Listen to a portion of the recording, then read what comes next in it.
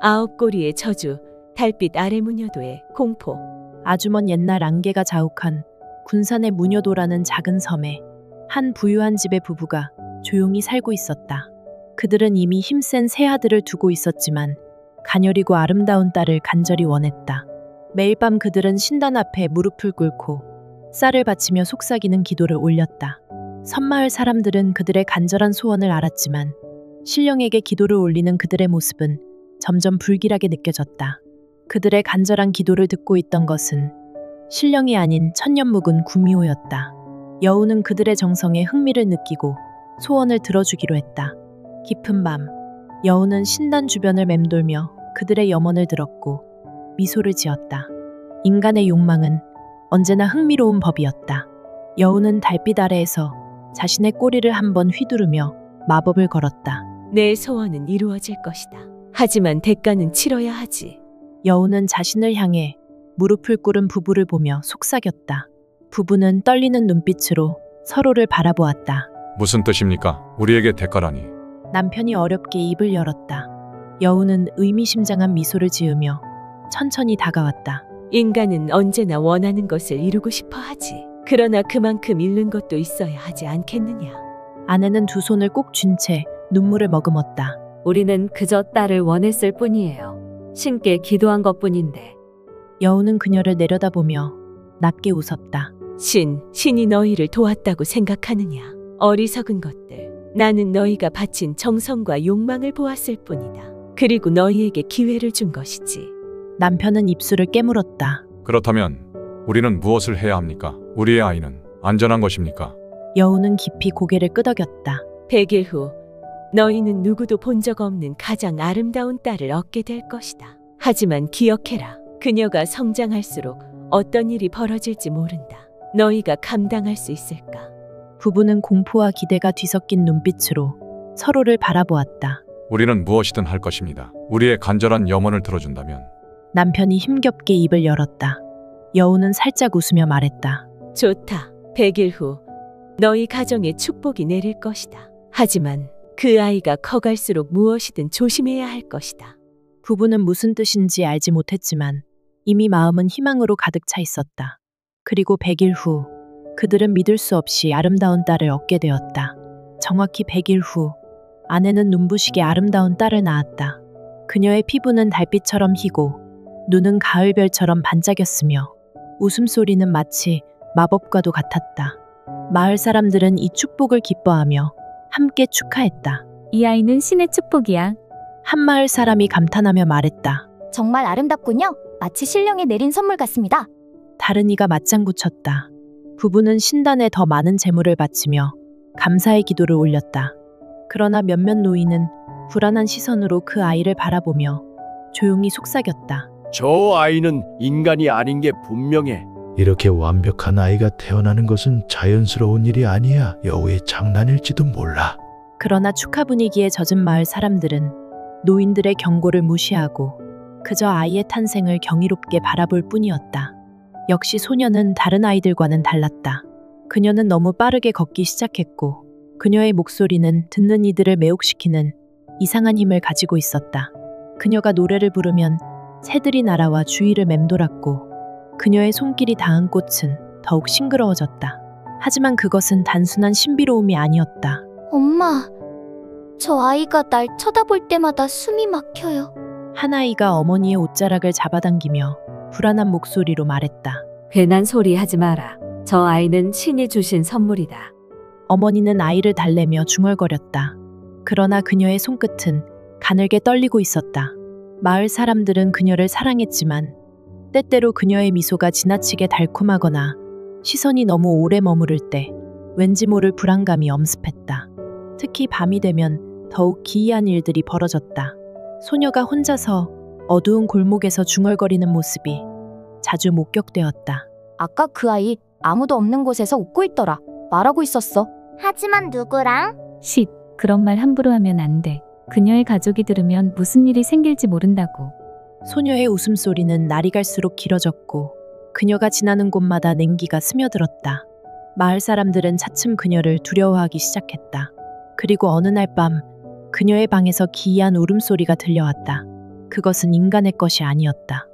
어느 겨울밤, 장남 천우는 이상한 소리에 잠에서 깨어났다. 그것은 마른 잎 사이로 스치는 바람, 같은 낮은 속삭임이었다. 누구야? 그는 속삭이며 조심스럽게 문을 열었다. 차가운 밤 공기가 피부를 스치자 등골이 서늘해졌다. 소리를 따라 마당으로 나가보니 그의 여동생이 감나무 아래에서 몸을 웅크린 채 얼어붙은 땅을 손가락으로 파헤치고 있었다. 여동생, 연아야 뭐 하는 거야? 천우는 목소리를 낮추어 조심스럽게 물었다. 그러나 동생 연아는 대답하지 않았다. 그녀의 손톱 밑에는 검붉은 흙이 가득 끼어 있었고 피부는 창백했다. 연아는 천천히 고개를 들더니 천우를 향해 소름 끼치는 미소를 지어 보였다. 오빠, 조용히 해봐. 곧 나올 것 같아. 뭐가 나온다는 거야? 천우는 뒤로 물러섰다. 그의 가슴은 세차게 뛰고 있었다. 여동생의 눈은 어둠 속에서 이상하게 빛났고 입가에는 인간답지 않은 미소가 번지고 있었다. 그 순간 바람이 세차게 불었고 나뭇가지들이 불길한 소리를 내며 흔들렸다. 그는 공포에 휩싸여 부모님을 깨우러 달려갔다. 아버지! 어머니! 빨리 일어나세요! 연아가 이상해요! 그의 목소리는 떨리고 있었다. 부모님은 비몽사몽한 얼굴로 그를 바라보았다. 무슨 일이냐? 한밤중에. 연아가 감나무 아래에서 땅을 파고 있었어요? 이상한 말을 했고 눈빛이 무서웠어요! 아버지는 무겁게 한숨을 쉬며 머리를 흔들었다. 너무 늦은 밤이야. 착각한 거겠지. 꿈과 현실이 헷갈릴 수도 있잖니. 어머니는 걱정스러운 표정을 지었지만 부드러운 목소리로 아들을 달랬다. 아가, 너무 걱정하지 마. 내 여동생은 피곤해서 그런 걸 거야. 아침이 되면 다 괜찮아질 거야. 아니에요! 분명히 봤어요! 무언가 잘못됐어요! 그러나 부모님은 그의 말을 믿지 않았다. 피곤한 기색을 감추지 못한 채 그를 방으로 돌려보냈다. 그는 침대로 돌아갔지만 심장이 요동쳤다. 방문 너머에서 들려오는 희미한 웃음소리. 그것은 너무나도 부드럽고 너무나도 날카로웠다. 세월이 흐르며 집안에는 이상한 불행이 계속해서 찾아왔다. 가축이 사라지고 등불 아래의 그림자는 기이하게 흔들렸다. 형제들은 하나둘씩 병에 걸려 기력이 쇠약해졌고 절망한 아버지는 마을의 무당을 찾아갔다. 무당은 한참을 망설이다가 마침내 끔찍한 진실을 털어놓았다. 무당은 깊은 한숨을 쉬며 부드럽지만 단호한 목소리로 말했다. 그 아이는 너희의 딸이 아니다. 여우가 너희의 소원을 들어주었지만 너희는 단지 아름다움을 원했을 뿐 인간 아이를 달라고 하지는 않았다. 이제 그녀가 본래의 모습을 되찾으려 하고 있다. 부부는 경악하며 얼굴을 마주보았다. 그게 무슨 말입니까? 우리 딸이 인간이 아니라니요? 아버지는 목소리를 높이며 무당의 손을 붙잡았다. 무당은 깊은 눈으로 그들을 바라보았다. 나는 이미 오래전부터 그 아이가 이상하다는 것을 느꼈다.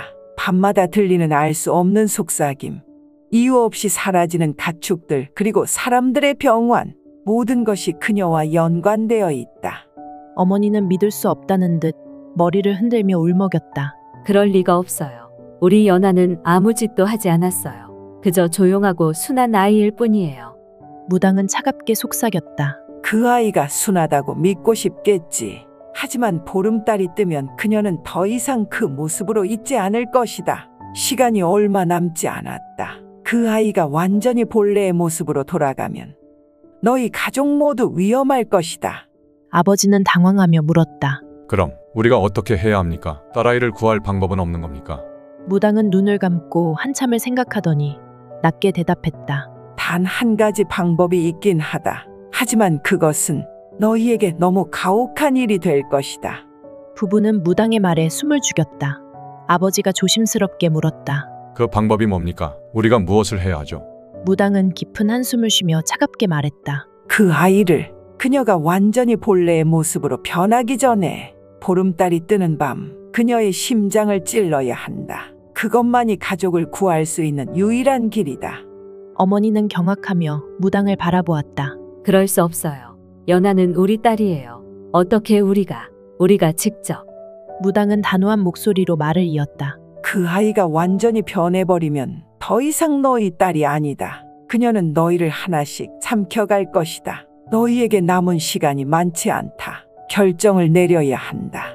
아버지는 손을 부들부들 떨며 깊은 고민에 빠졌다. 어머니는 눈물을 흘리며 머리를 저었다. 다른 방법은 없나요? 제발 우리에게 다른 길을 알려주세요. 무당은 어둡게 고개를 저었다.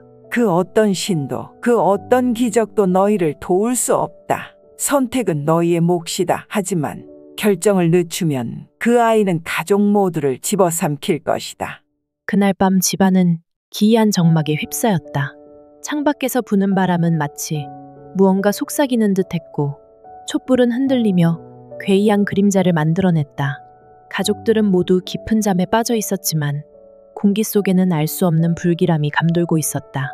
갑자기 침대에 누워있던 연화의 몸이 격렬하게 떨리기 시작했다. 그녀의 피부는 창백해졌고 손가락은 길게 뻗어 날카로운 발톱으로 변해갔다. 마치 벗겨지는 듯한 소리가 들리더니 그녀의 몸에서 인간의 형상이 사라졌다.